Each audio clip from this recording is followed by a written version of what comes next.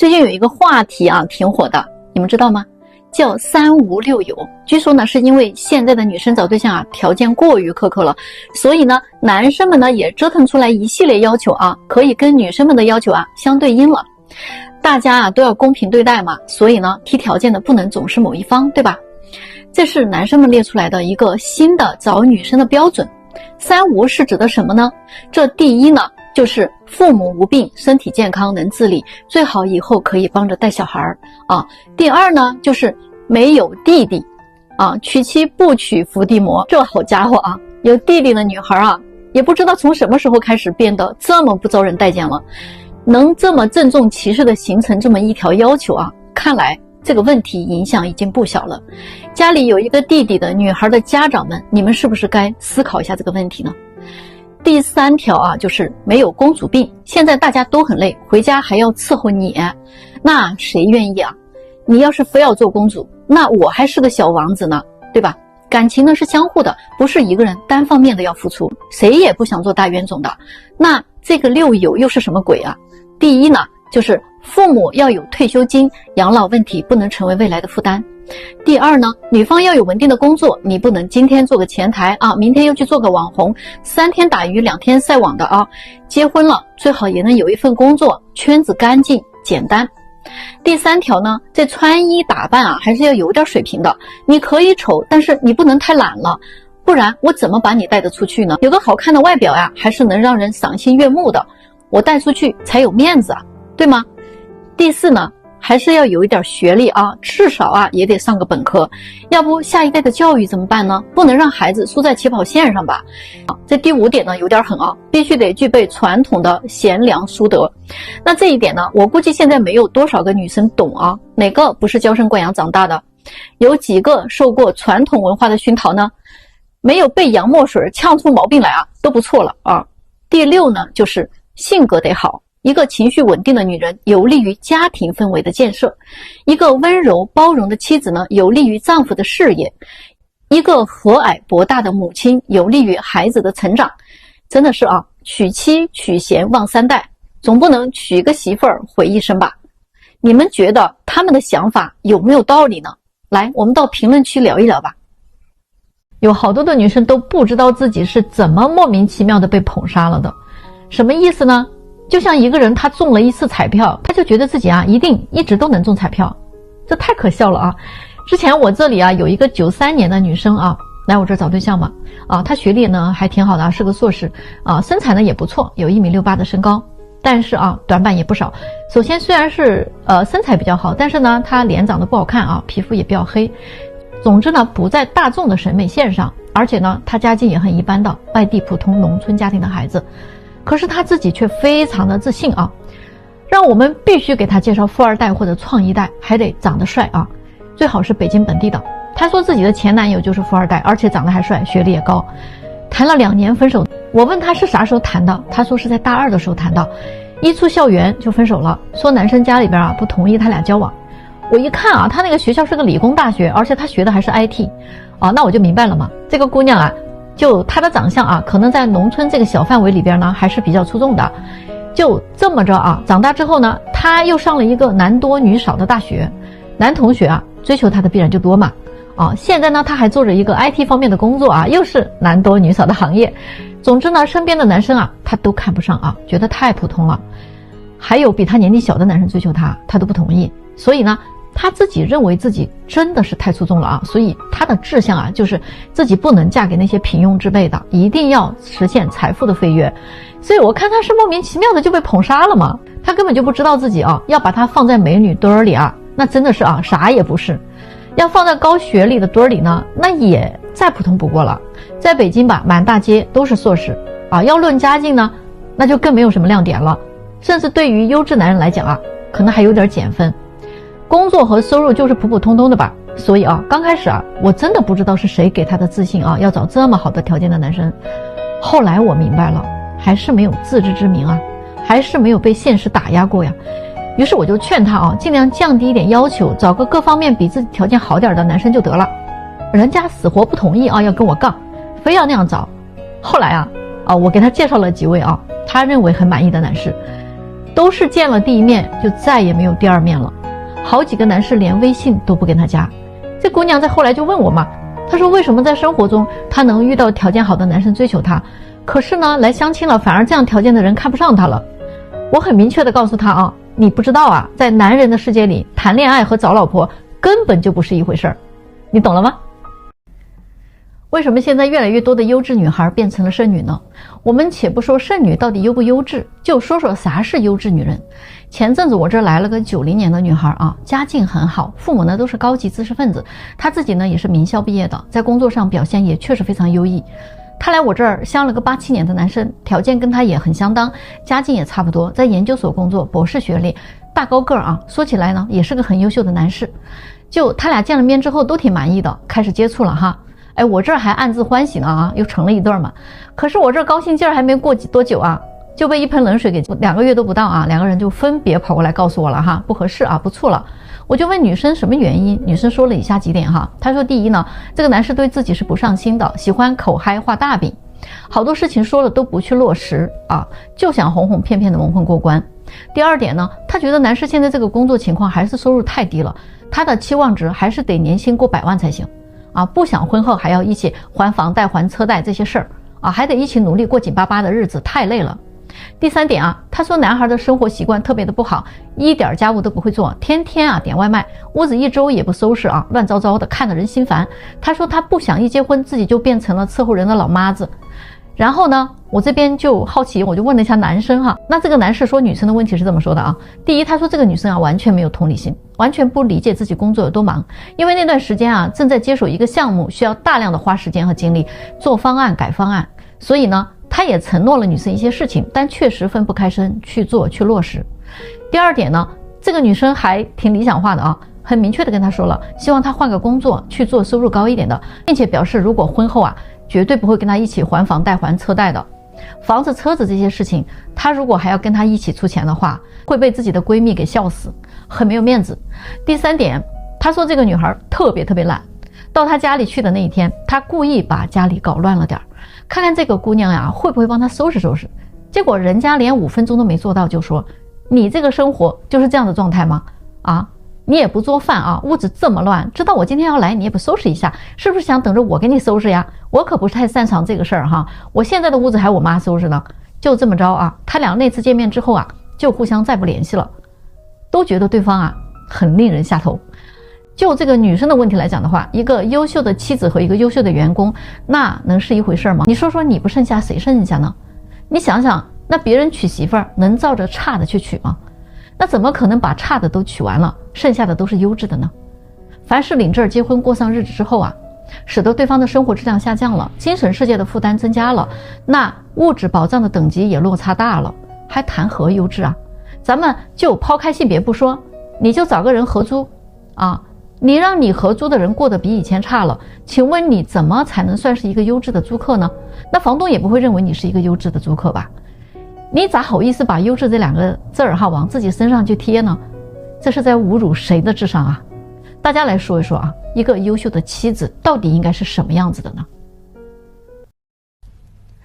谈恋爱是非得要个仪式感吗？最近有个91年的男生着急忙慌的来问我，为啥谈得好好的恋爱说谈就不谈了呢？我问他到底咋回事嘛，结果是因为他问女孩了一句话，咱俩现在是什么关系啊？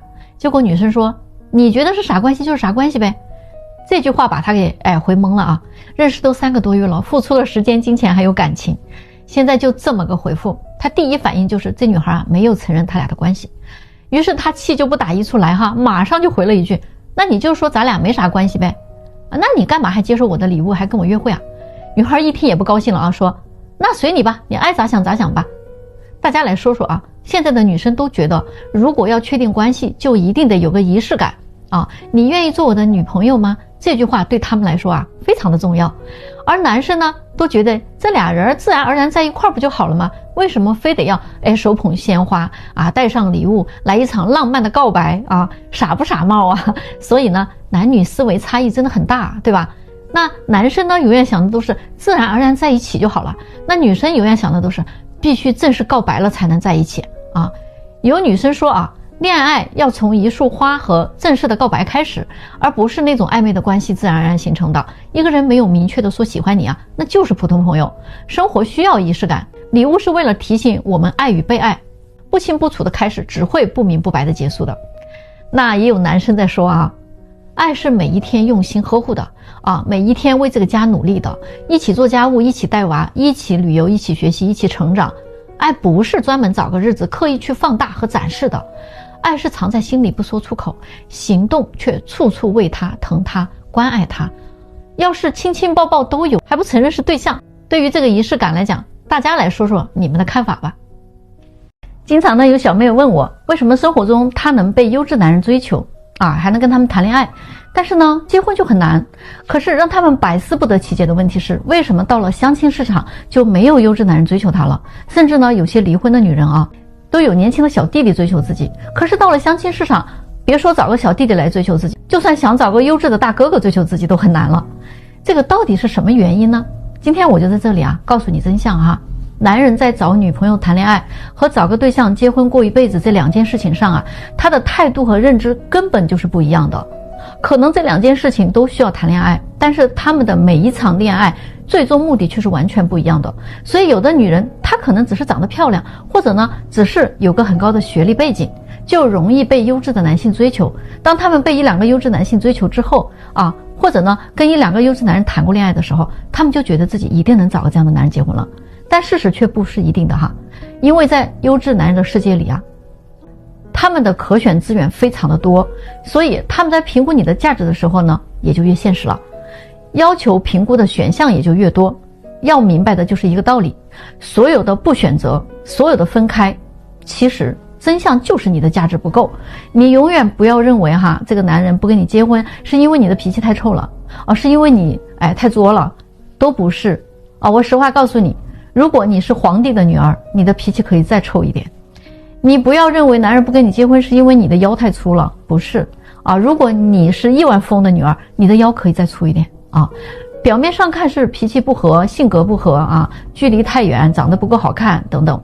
我告诉你，终极核心的核心其实就是你的利益还不够跟他交换，你的价值不到位，知道吗？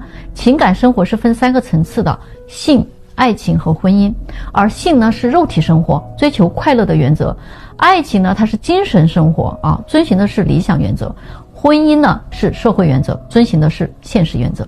这是3个完全不同的维度。当你能够分清楚这几样东西的时候，那你也就能知道优质男人他为什么不会跟你结婚的真实原因了啊！大家说对不对啊？别忘了留个小心心到评论区聊2句再走哦。我问大部分男生一个问题啊，你为什么宁愿在家里打游戏也不愿意追女生？你们的回答一定是，我为什么要追啊？喜欢就在一起呗，不喜欢就拉倒嘛。追女生太累了好吗？哦，还要花钱啊，花的钱还不一定有结果。那既然这样，我为什么还要追啊，还要付出啊？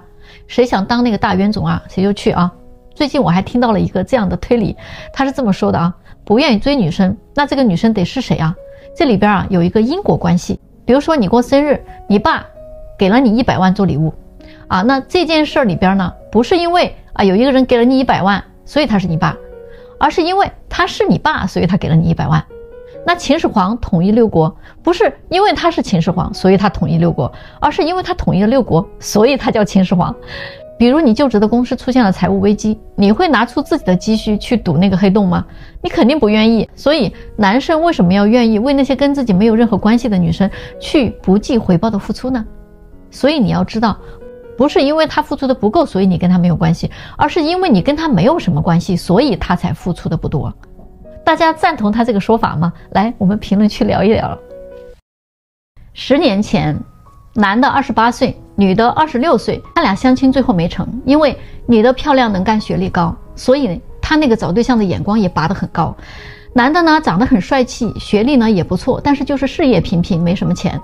男的看上了这个女的，追了3个月，最后女的权衡利弊，还是放弃了这个男的。5年之后呢，女的找了一个老板啊，过上了老板娘的生活。男的呢，放弃了朝9晚5的工作，开始自己创业。经过几年的努力，从一开始的一无所有，逐渐做成了一个拥有200名员工的大老板。女人嫁给有钱人之后，不再上进努力了，也不出去上班了，靠老公养着。一开始呢，还过得很富裕，生活质量也很高。她对自己的选择非常的满意。可是天有不测风云，老公的生意这几年受到了疫情的影响，一败涂地，公司已经面临着倒闭的危险，老公已经负债累累，她看着自己的靠山啊，快要靠不住了啊，也出去找过工作，可是呢，因为太久没有上班了，已经跟社会脱节，啥也不会了，找份好的工作简直太难了。于是她一边打工一边盘算着是不是该重新打算一下了。今年啊，她就跟老公提出了离婚。那这种女人她真的是非常现实的，无情的可怕，只要男人啊你没有钱了啊，她立马呀就抛弃你。离婚之后呢，她就马上开始张罗着再给自己啊找个对象结婚。不过这个时候啊，她的要求并没有一丝丝的降低。在我们这里来的时候，看了几十个男士的资料之后啊，才选出来几个。这几个人啊，都是老板级别的男人啊，个个都非常优秀。可是有趣的事情就来了，几个男士当中只有1位同意跟他见个面。女的万万没有想到的是，10年之后，她又跟当初那个被她看不起的穷男人面对面的相亲了。这一次坐下来呢，极其尴尬啊。她得知男人用的是化名，才明白自己为什么觉得很眼熟，但是却没有认出来。他们彼此寒暄之后呢，简单聊了聊这些年的生活。女的呢，得知现在男的身价已经是一个很高量级的时候，有点迫不及待地表白了自己的心意，说那个时候啊就觉得他特别的优秀啊，自己看走了眼之类的话。男的其实明白他的意思，他对女的说：“你找老公的标准一直没变呀，你还是喜欢有钱的，但是你已经没戏了。而我的标准呢也一直没有变，我仍然喜欢年轻貌美的，并且呢我能实现。所以我今天来见你，并不是跟你相亲的，更不是对你念念不忘的，我就是想过来告诉你2句话。第一呢，我非常感谢你当初的不嫁之恩，让我有了动力去创业挣钱，我才有了今天的成就。第二呢，我很感谢我在年轻的时候就遇到了你这样的女人，让我非常明确自己要找的女人是什么样的。那句话说得很好，日落西山你不陪，东山再起你是谁？同甘共苦你不在，荣华富贵你不配。你们觉得这个男人做得对吗？我们到评论区聊一聊。虽然你是公主啊，也没有什么了不起，那人家还是个王子呢。昨天呢，有一个女生跟我说啊，我给她介绍的一个男孩子啊，最近啊把他拉黑了。2周前，这姑娘啊跟男孩见面以后啊，双方都很满意的，他们2个都是富二代，家庭条件和个人条件都非常般配。然后呢，彼此交换了微信之后，就开始约会了。第一次约会在餐厅。女孩呢路上有点堵，迟到了1个多小时。半途的时候，男孩就问她到哪儿了等得确实有点不耐烦了。女孩呢偶尔迟到一会儿一般来讲是可以理解的，但是1个多小时还是真的有点过分了，对吗？但是女孩到了地点之后不但没有跟男生道歉，反而责问男生说：“我在路上开着车呢，你为什么完全不顾及我的安全，不停地催我呀？”她觉得男生特别的不绅士。这一顿饭吃下来，男生还是觉得有点歉意那所以对她呢照顾有加，细心体贴。于是呢，女孩那个气也就消了。可是这个时候，男孩对女孩的印象却有些减分了他不但迟到了不道歉，好像男生等他也是应该的。而且呢，这顿饭的中间一直就是男生在照顾他的喜好，而他呢只是在审视对方的一言一行自己却没有任何的作为。第2次约会呢，2个人是去看电影，先约好了的看什么电影，结果临到要开演了，突然女孩说不想看这个了，要不要换一个？男生呢又跟他重新挑选2个人花了1个多小时才决定看什么。在电影院里边呢，中途男生口渴了，顺手去拿旁边的矿泉水，因为太黑了看不清，结果呢就抓到了女生的胳膊。这个女孩快速的抽离了，并且立刻马上来了一句干嘛呀？我可不是那种随便的人男生很尴尬因为在电影院里他又不方便解释，心情被弄得很糟。回家以后男生已经开始有点下头了感觉这个公主脾气太大了真的是不招人喜欢。可能呢是从小到大被骄纵惯了。那第3次的约会直接就夭折在了微信里女孩说要约周日周6她有事儿，结果男生呢把时间弄错了把周日呢安排出去了。这下又惹怒了公主他对男生说：“你对我说的话怎么就一点都不上心呢？啊，你到底能不能认真听别人说话？男生说啊，那我以后就认真听你说话好吧。本来男生是想调侃一下的啊，结果这句话对于这个女生来讲就是在怼她啊。她马上就回应男生啊，说看来你适合找那种舔着你的女生，那种女生普遍都会哄人啊，嘴也很甜。于是两个人啊就在微信里你一句我一句啊，就这么吵起来了。最后男生就说了一句，你要是不会说话啊，可以少说，真的是一句比一句难听，你可以闭上你的嘴了，你这个人极其的没有礼貌，知道吗？你有什么资格对一个并不熟悉的人进行评价？你是一个做事情没有计划随意更改啊，什么事情都要以自我为中心的人，迟到了都不懂得道歉，也不懂得赞美别人，总是在找别人的问题，放大矛盾点，还喜欢随意评价别人的人。说完之后呢等这个姑娘啊打了一长串文字啊发过去的时候啊，发现自己已经被对方妥妥的拉黑了。这个时候啊，这姑娘就开始对我说了啊，哎呀，我发现现在的这些条件好一点的男生简直太膨胀了，看不清楚自己是不是啊，都以为自己配得上我呢。他们也不想一想，像我这样的女孩子，在他们的现实生活当中和生活圈子里是很难接触得到的，好吗？你们觉得啊，这两个人到底谁对谁错呢？啊，你们怎么看这个事儿？来，咱们到评论区聊一聊吧。你现在又想复婚啦？早干嘛去了呢？今天啊，我这里来了一位36岁的离异女士啊，那提出来的择偶要求着实让我吓了一跳。她说自己是1线城市本地人啊，有车有房，体制内的工作很稳定，还可以给对方落户。要说她的身材长相啊，真是还不赖啊。唯独的短板就是年龄大了一些，还带着个孩子。本想着呢，这离过婚的人呐，应该是明白自己几斤几两了，能找个什么样的人，对吧？结果呢，哎，人家说3年前离婚的时候，确实是因为丈夫太忙了，于是呢自己出轨了，硬带着孩子呀离婚了啊。可是没有想到自己被外边的男人给耍了，自己离了，对方却没离，就这么个事儿啊。两个人没有多久啊就闹掰了。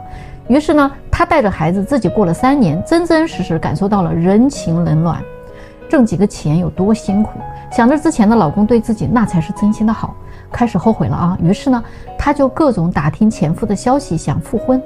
最后呢，得知人家已经有女朋友了，她3番2次的找借口上门献媚啊。可是呢，前夫并不为之所动，并对她说：“你离婚的时候跟我说的话有多绝情，我现在对你的态度就有多绝情。”所以她眼看着这婚啊是复不成了，所以呢就想到来找我们。她提出了几条几乎不可能的条件：第一，市中心必须有2套以上的房产，不跟父母同住；第二呢，身高不能低于178，因为前夫是180的啊，还不能秃顶，不能太丑。她说呀，要不然亲不下去嘴呀。第三啊，年收入呢至少100万，要不然怎么养得起我们娘儿俩呢？因为前夫是做生意的啊，年收入是很高的，要求100万不过分吧？我听完之后呢，差点没被他气晕过去啊！我说抱歉呀，就你提出这几项，任何2项加到一起，那都是王炸。未婚小姑娘都没有你那么敢要。说实话，现在这样的女人真的挺多的啊。据统计，有80%的离婚都是女方提出来的。但是有趣的是呢，几个月甚至几年之后，有很多女人呢想要复婚，而大多数的男人啊又不同意了。往往在离婚之初，男人已经用尽了各种方法挽留对方，各种乞求、哭泣、承受痛苦以及承受损失，甚至是下跪。对于男人来说，离婚是一件非常痛苦而且丢脸的事情，而女人呢是没有这种心理的，她们只觉得自己不开心了，或者跟丈夫没有足够的浪漫了，就想离婚。但是她们并不清楚外面世界有多艰险，认为离开他之后自己一定能过得更好。但是当他们重新回到单身的时候，却发现并没有那么多人会宠着他们，他们这个时候才会怀念起原来丈夫对自己是最好的人。可是当他们想要复婚的时候呢，大多数的男人却会拒绝，因为男人更理性的他们会思考过去的日子并不好，那现在你回来了就能过得更好吗？甚至我已经失去了我该失去的，我已经承受了该承受的，你还要让我再去经历一次吗？男人通常都不愿意再接受这个安排了。有一些男人还有点洁癖接受不了离婚期间女人跟哪些男人有过事儿他现在不想当这个接盘侠了，所以大部分的男人不会同意。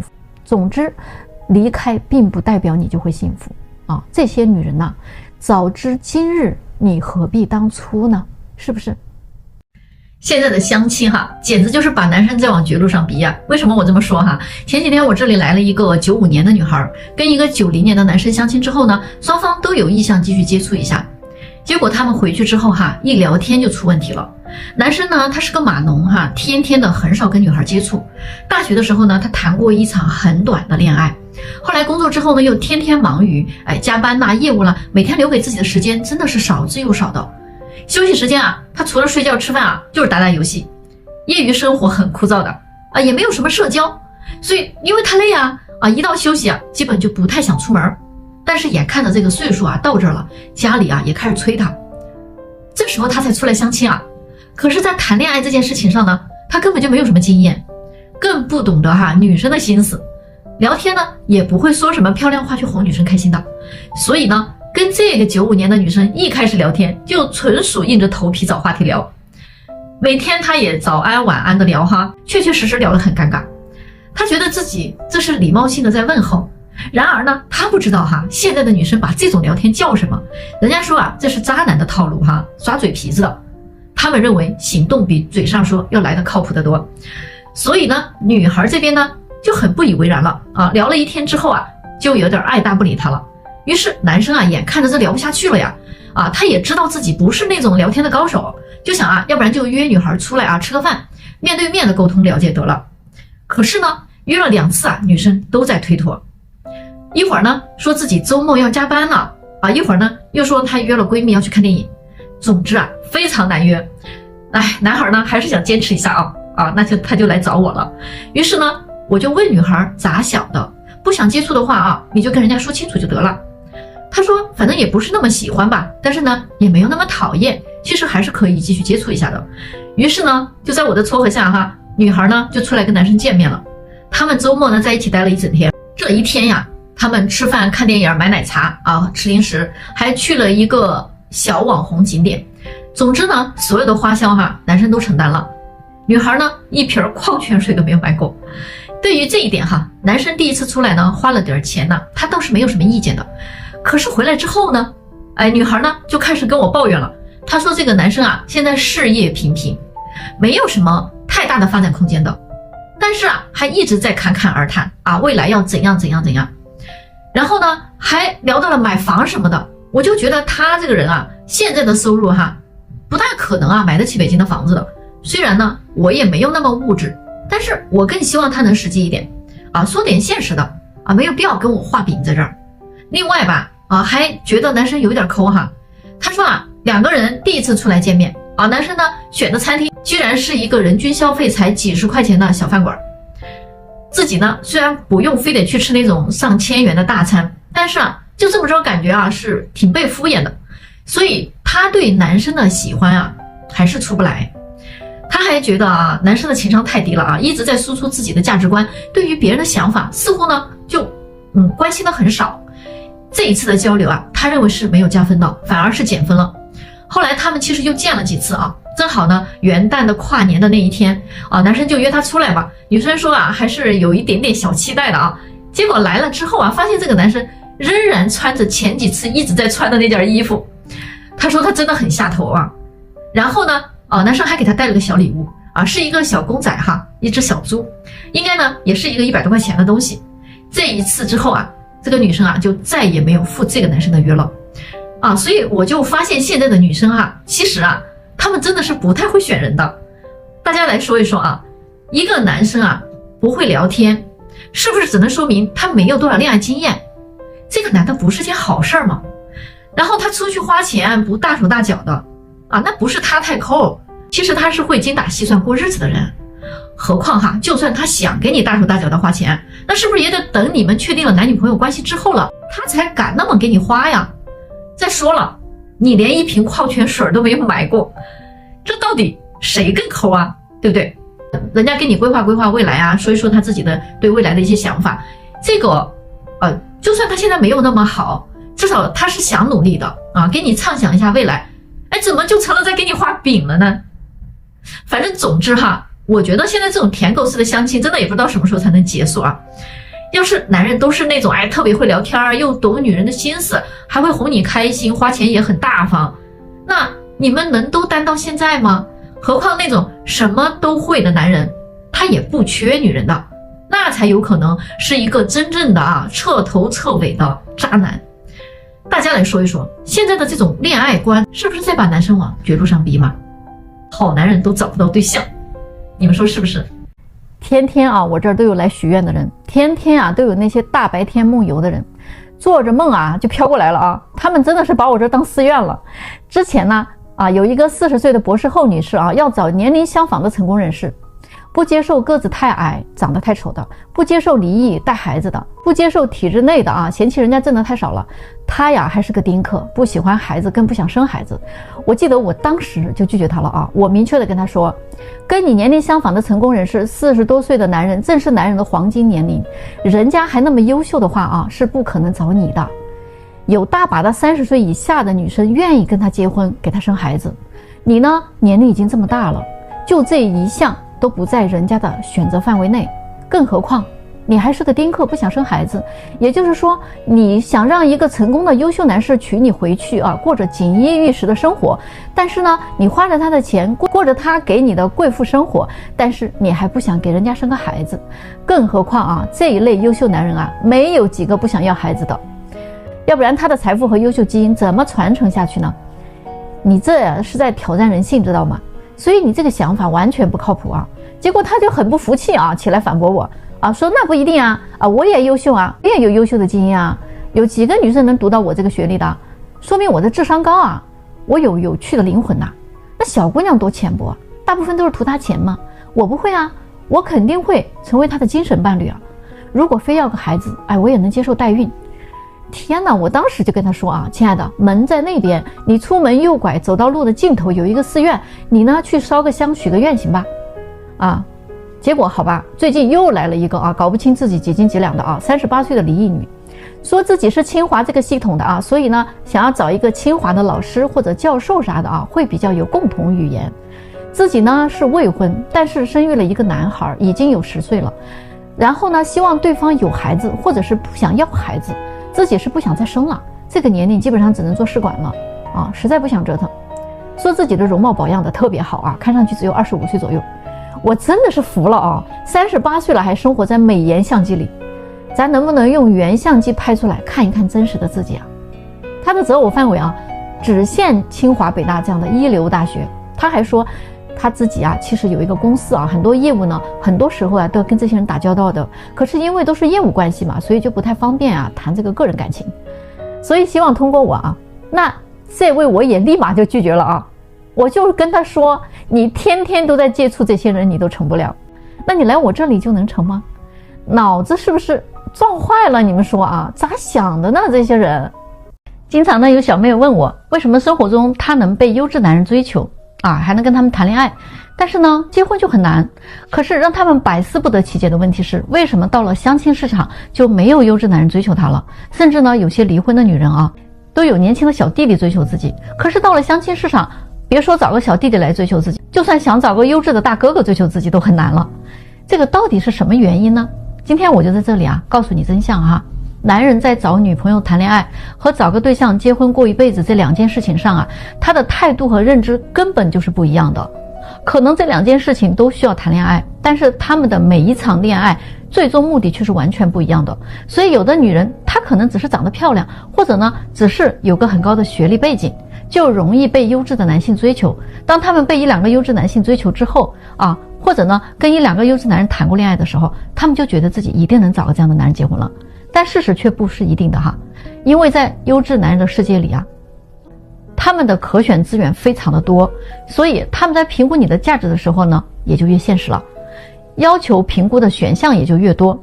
要明白的就是一个道理，所有的不选择，所有的分开，其实真相就是你的价值不够。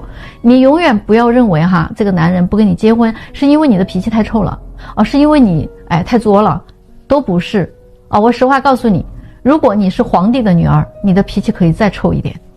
你不要认为男人不跟你结婚是因为你的腰太粗了，不是如果你是亿万富翁的女儿，你的腰可以再粗一点表面上看是脾气不合，性格不合距离太远，长得不够好看等等，我告诉你，终极核心的核心其实就是你的利益还不够跟他交换，你的价值不到位，知道吗？